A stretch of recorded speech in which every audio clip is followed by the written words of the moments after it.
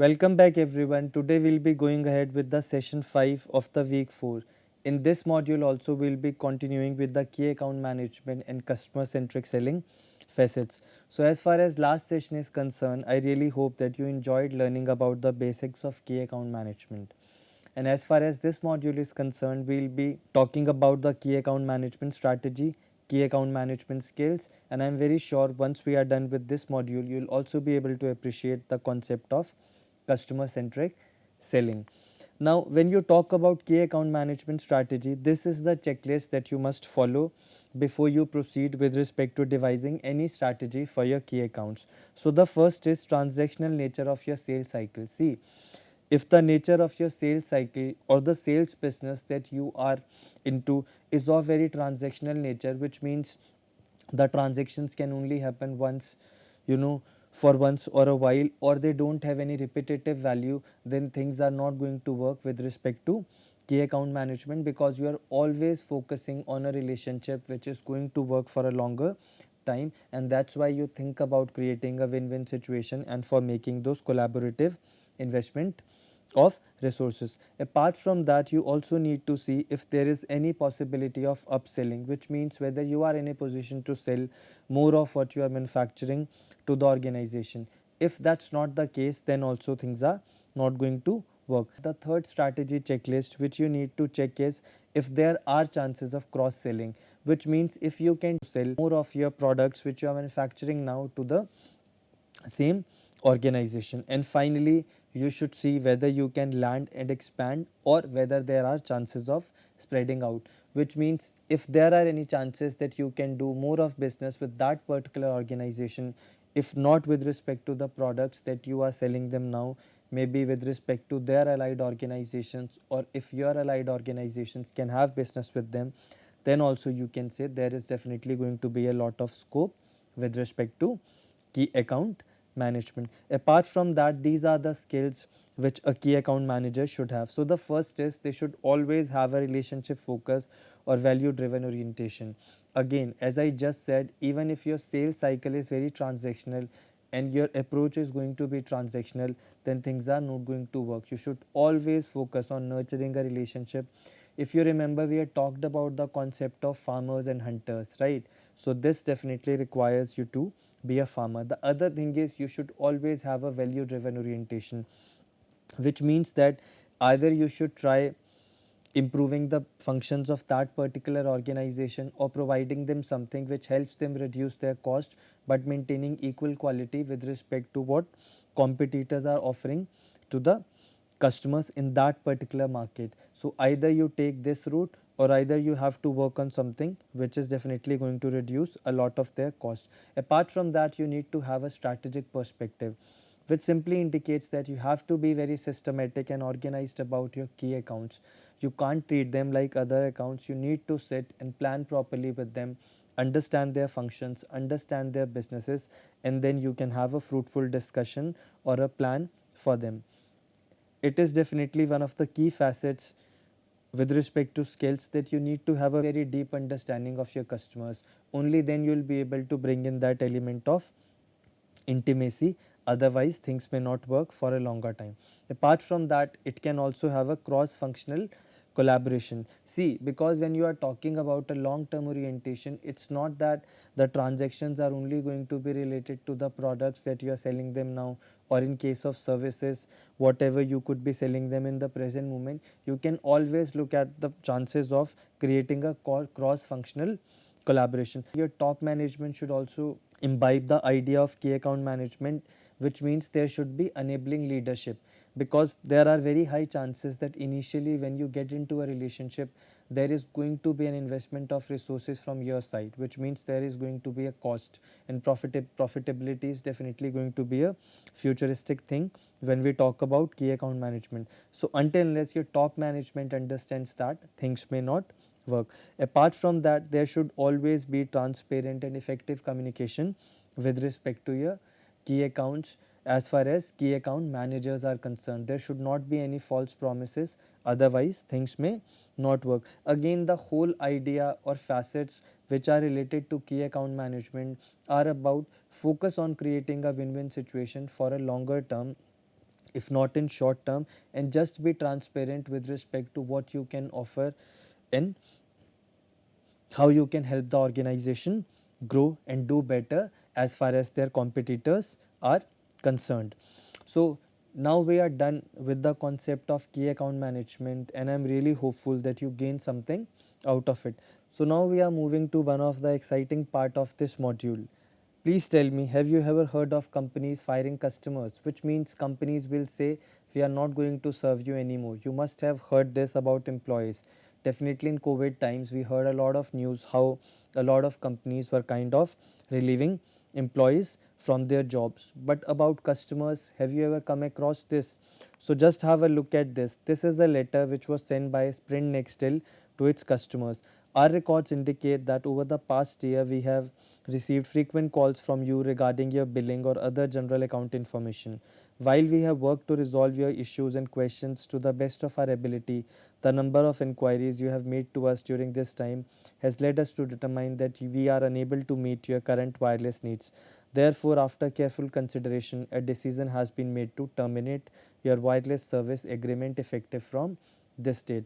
You can definitely read the letter in full, but the whole idea is Sprint Nextel decided that they are not going to serve the non-profitable customers or those customers who are rather squeezing out a lot of resources but were not leading to a heightened level of profitability. So this might come across as an absurd idea, but it also makes a lot of sense. What is the point of serving to those customers who are not going to be profitable for you, if not in short run, even not in long run? So customer divestment is something which is usually adopted by companies.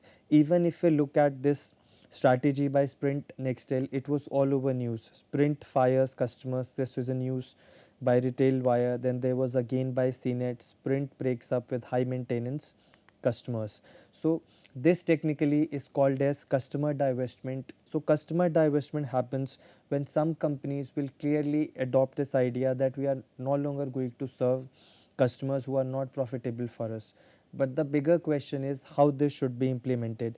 It's not like, the strategic team or the top management decides we are not going to serve the customers and they just break the relationship with them or break the associations with them. This should definitely be done by following a process. So first thing which you need to consider is you need to reassess the relationship, which means you really need to see if there is a problem for our side so that the customer is not being profitable. There could be a gap related to communication, or customer might not have a clarity about something, which could be a reason for this. Apart from that, the other thing which you need to consider is about educating the customer. There could be a way where you can kind of educate the customer about other processes or other means in which their queries could be resolved, which could be profitable. Like in case of Sprintle, the company could have decided to educate customers about not calling them on their helplines, but could have used a website or educated the customers how their websites can be used for resolving a lot of complaints. Now the third stage, which is related to customer divestment, is about seeing whether in any case this relationship could be made profitable. Now that can be done by charging more of prices or by looking at another effective strategy which could change the way or could be a turnaround as far as this particular situation is concerned. Another way could be you think of migrating these customers which you are not able to serve profitability to any of your allied partners or even other partners who do you think could serve them profitability. See, this only makes sense when you have worked out all the strategies and you finally arrived at the decision that these are not going to be profitable for you. So when you break that relationship, you need to give them a way out, or you can't afford to have a very extremely negative word of mouth as far as customer divestment is concerned. So you need to offer them a substitute. Then the last thing is going to be about terminating the relationship, but that too should be done in a very smooth way. As I just said, substitute should be offered to the customers so that they are not hampered and it doesn't leads to very extreme negative word of mouth. See, even if you talk about India, there have been companies like Myntra at one time decided if you return or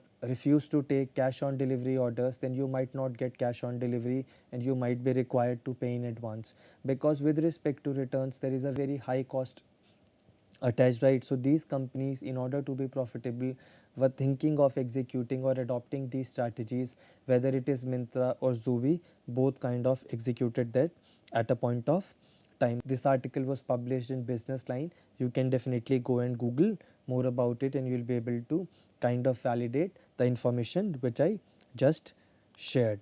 So I'm very sure that the concept of customer divestment was very fascinating for you as well. Now, as far as this week is concerned, we are now getting to the concept of customer-centric selling. See, we have talked about strategic selling. We have been talking about the fact the customer has to be at the fulcrum. You can't afford to not serve the customers well. But we also spoke about a lot of facets which are related to win-win situation, and at least checking out, if not in short run, the customer should be profitable for you in long run. Then what is this all idea about customer-centric selling? As we all know that customers today can interact with you in different ways. They can interact with you through internet, through face-to-face meetings.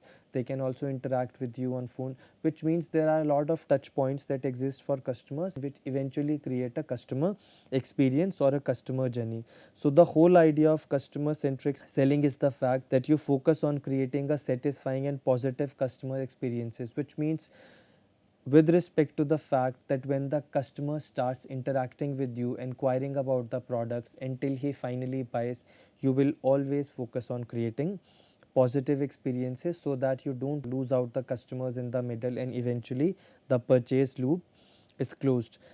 And another thing which lies at the core of customer centric selling is you will always wonder and check out what is going to be the outcome of the decisions that you take as far as the customers are concerned, which means how that outcome is going to influence or have an impact on your customers. So this is what the ideology of customer centric selling is about, and these are the tenets which can be associated with traditional selling as far as customer centric selling. See, when you talk about traditional selling, it is just about making presentations. You will have the salesperson going, meeting the prospect customers or the clients, and they'll be just giving presentations. Whereas when you talk about customer centric selling or approach, it is going to be about situational conversations, which means the salesperson is definitely going to try hard to understand the present situation of the prospect, customer or the client, and the solutions will be devised around them, which means you're trying to be relevant for the prospect customer in the moment. It's not like you're offering them something which is not useful for them in the moment or could be in future. Apart from that, traditional approach is all about offering opinions, which means you are just telling them how this will work, how other facets will work, or how this is going to be beneficial for you. Whereas in customer centric selling, you ask relevant questions, and through these questions you try to understand whether the solution is going to make sense for the prospect or customer or not. Again, the whole ideology is about thinking of the long term orientation. You should never be in a space where you make a one day deal and the customer doesn't want to interact with you at all. Now, another facet which can be associated with traditional selling is that they focus on relationships, which means, let's say if they have worked out a relationship with a customer or a client, they'll get back to them to sell. Whereas customer centric selling is more about focusing on problems and growth solutions.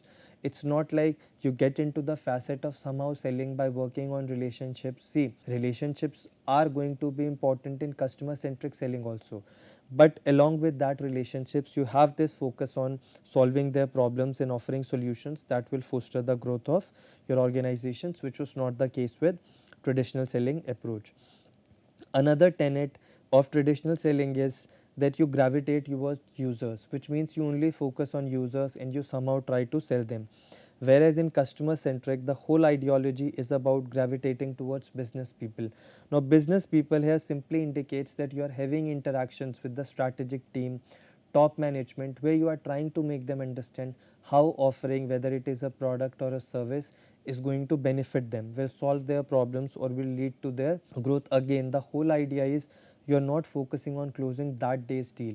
You are looking at a futuristic orientation, you are focusing on a collaboration, you are trying to work out the value driven solutions so that a long term associations, a long term profitable association can happen, right? In case of traditional approach, you only rely on product, which means you will tell them the facets of a product, Whereas in customer centric selling, you focus more on product usage and how that is going to be beneficial for the organization that you want to cater to. Apart from that, in traditional approach, selling always happens by persuading or convincing the other party, right? Whereas in customer centric approach, attempts to sell are always made by solving problems or having an orientation of how you want to help the organization grow to a higher level. So this is what customer centric selling is all about. So as far as this approach is concerned, I would be very happy if you have any of your views on this and you can post us to them on forum. So we'll have a look at them, and then if any we'll have any of our live sessions, we can definitely talk about them also. So as far as this particular module was concerned, I am very sure that you enjoyed learning about the facets of customer centric selling, what are its tenets, and you also enjoyed learning about the tactics, or I would say the checklist of key account management strategy. So as we'll move further, we'll be definitely learning about the facets of selling in a multi-channel and omni-channel retailing world. Thanking you for now.